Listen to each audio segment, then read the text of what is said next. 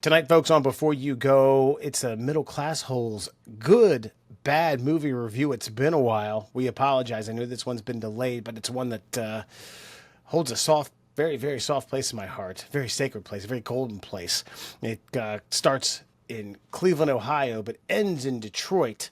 And it's a 1997, maybe 1998. 50% on Rotten Tomatoes. So we're toting the thin line on whether or not this is a bad movie. But a coming of age story where four young men score tickets to a Kiss concert, then the tickets get stolen, then they think they get tickets again. That plot's kibosh, and they throw caution to the wind. They drive to Detroit and say, fuck it, we're getting tickets. Detroit Rock City. God damn. I watched it again. I watched it actually I watched it a couple weeks ago, and I watched it again last night. Had a great time. Had a great, absolute blast. Murray, you said you'd never seen it, and you were like, Jesus, how did I never see this before?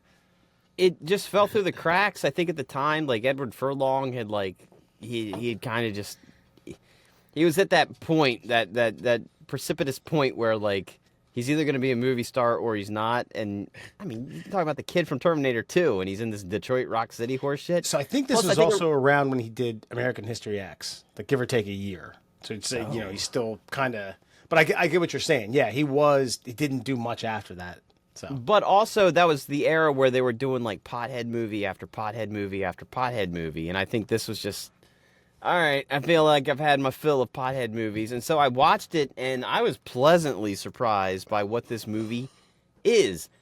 For whatever reason, it's got such a low score on Rotten Tomatoes. It just goes to show you that the fucking people who score these movies just don't understand sometimes that fun is fun. This was a good, fun movie. It's clever.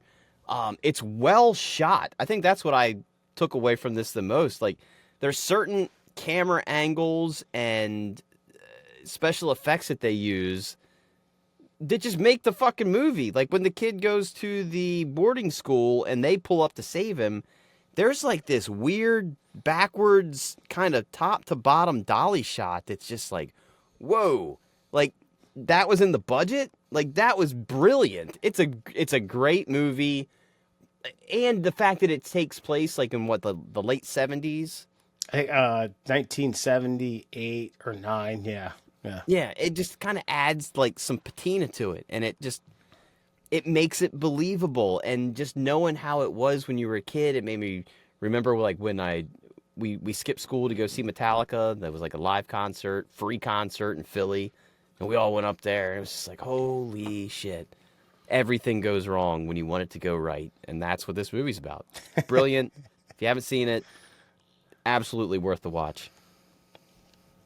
Yeah, that's not. I can't really add much more than that. That was a pretty great synopsis. A review, like I agree wholeheartedly. It's one of those ones that like I kind of forgot about. When I rewatched, I was like, oh yeah, and then like, yeah, Edward Furlong was like one of those characters you're like, oh, could be famous, could be not, maybe not. He's this guy.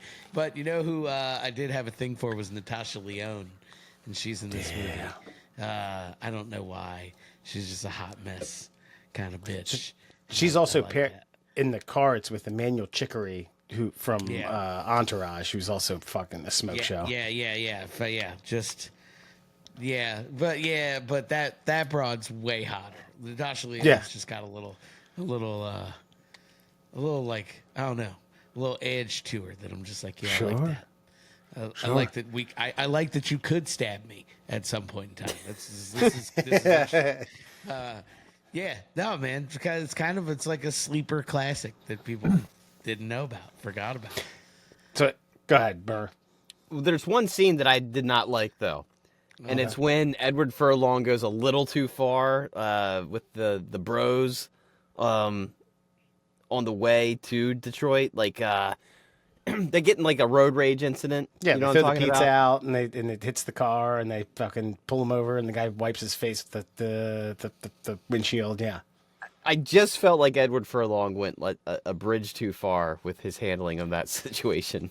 All right, so here's what I'm gonna say. So a couple notes of like one suspending belief in why this movie wouldn't work today. I get it takes place in the late 70s. They say fag, gay, faggy, and homo way too much. A lot of it is in the description of disco music and their disdain for disco and Casey and the Sunshine Band and all these other things that get brought up. I get it. The late 70s, I'm sure it's a collision of these fucking cultures and they hated one another. But, okay. We had to suspend belief of the fact that they threw a wheeled cart with a television on top of a hall monitor that not only just could have injured him, could have paralyzed him or killed him if that Sure. happened. They had to suspend belief that Edward Furlong destroys a guy's fucking Thunderbird, at the time an expensive car, puts it in fucking drive and throws a brick on it and runs it in the water.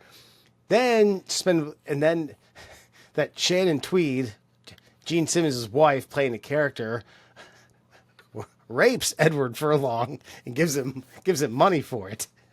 Then later on, they find the fucking Volvo that's been hijacked by chop shop men who have Natasha Lyonne handcuffed, and they're going to rape her when they're done chopping up the Volvo. Okay, those were things I was like, all right, you gotta, if you can get over those mental hurdles, this movie is great.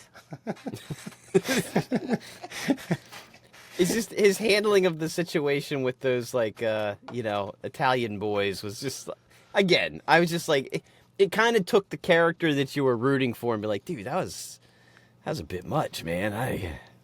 You're gonna have to answer for that later. I mean, this was a whimsical tale up to this point. Right. That's gonna come back to haunt us. Yeah. You're gonna have to answer. I don't care when this was. Some detective's gonna figure this out. Here's the thing: not all of them get laid, but they all get, young boys get lucky. I do like the fact that they just continue, no matter how serious the situation is, they still fucking crack wise ass jokes like young boys would, especially when they're in that stall in school hiding. And one of the guys says, "Oh man, I've had a crush on her since like the second grade." Then she starts farting, like, Ripping ass. It's like I've never heard a girl blow ass before. And by the way, ladies, they're impressed. They're not disgusted. No, they were. They just laughed and made the toilet break and made all the stalls break. And by the way, my last critique of the entire film is the twist on how they get into the actual concert is wonderful, well crafted, possibly brilliant. It's a great movie. Like it looks on the outside like this was just slapped together, but this was somebody's passion project and it got made, and that's hard to do in Hollywood. So I would say yes, absolutely. Yeah. Wes, well done, sir. Great pick. Detroit Rock City. If you haven't seen it, watch it. If you have seen it, watch it again. A couple real quick tidbits.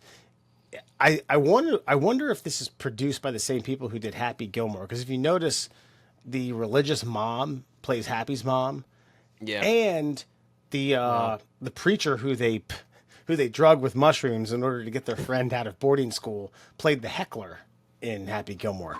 Oh, you're right. Well, it might have been a precursor because what do you call it? At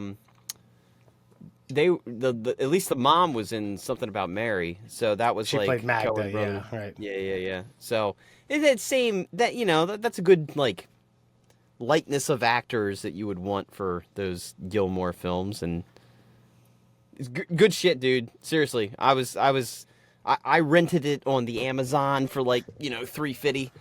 Well worth the rent.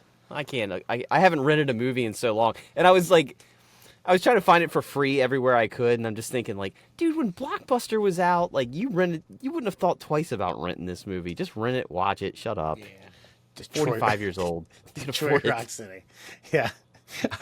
When the kid gets laid in the confessional room, and she's like, "I heard that Gene Simmons has like a goat tongue that got sewed onto his other tongue," and then he doubles down. He's like, "No, he just had the little like thing that attaches his tongue in the bottom removed so he can stick it out further."